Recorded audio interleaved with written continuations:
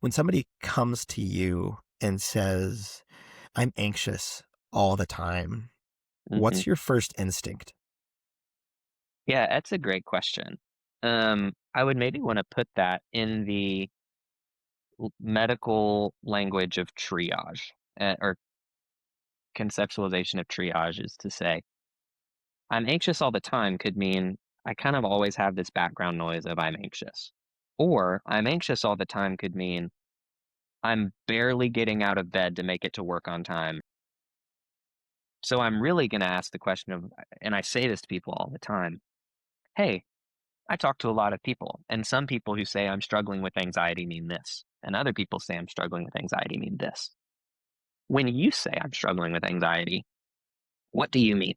Mm. And so I'm going to be really slow early in the process to just sort of uh, import my own categories and definitions of things and just go, well, this is how you need to think about it. It's like I'm trying to really uh, get into and inhabit the world of another person before I ever really start going, well, what if you did this? And what have you thought about this? And I'm actually probably going to be pretty non directive early in the process because I don't want to partner with someone's self contemptuous inner dialogue that's likely very present when they're chronically dealing with something like anxiety.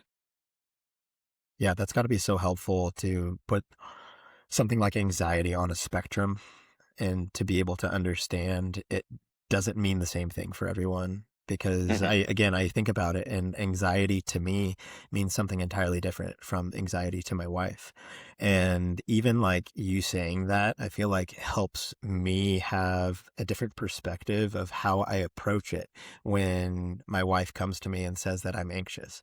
Because I think that my tendency is often to treat, so to say, her Hmm. anxiety as my own, and Hmm.